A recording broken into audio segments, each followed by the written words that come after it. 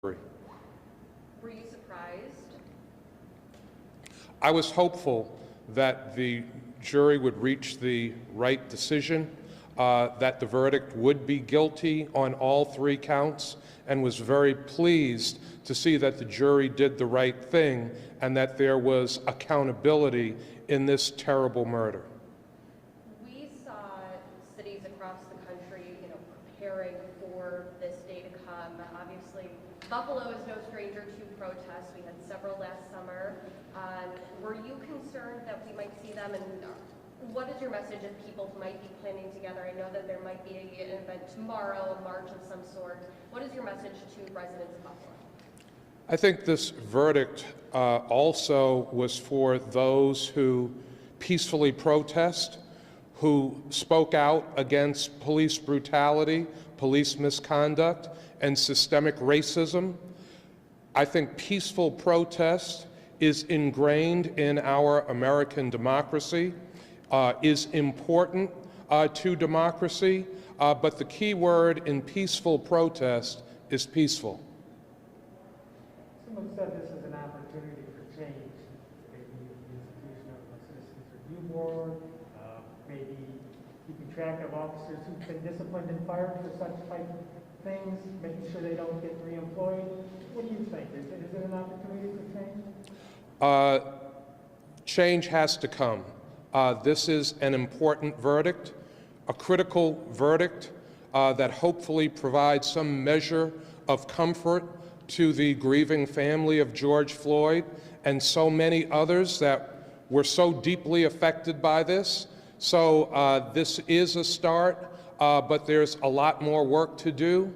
The city has engaged in a number of reforms, but as I've said from the very beginning of our ongoing reform process, that reform must continue, and we have to be very serious about making sure that the reforms we implement make a difference in the community.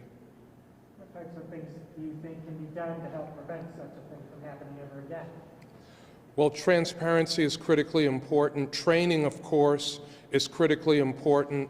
The ability to terminate police officers for misconduct is very important. So there are a number of things that must be done.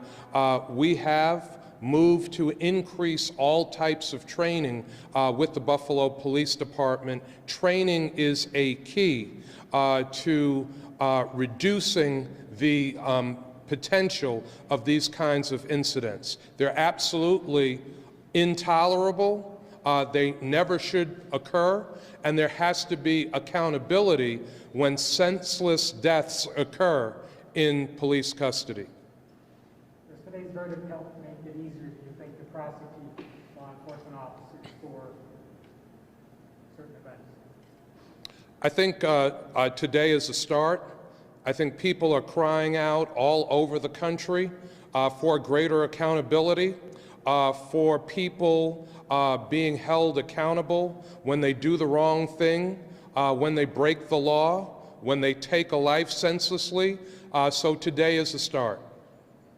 Mayor, you noted the reforms that the city has put in place. Specifically, I know that there were a ton last summer that were initiated. Is training something that has to be fluid, constantly updated for police in order to make sure that something like this doesn't happen here? Training must be constantly updated. It must be constantly refreshed. There must be a greater ability to provide training to police officers to make sure that when they are in some of the difficult and dangerous situations that they find themselves in, that they are able to react professionally and appropriately.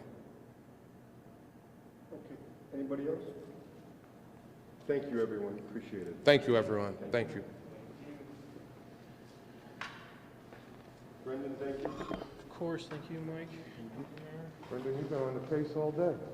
Hey, Greg, how are you? How are you doing? Good.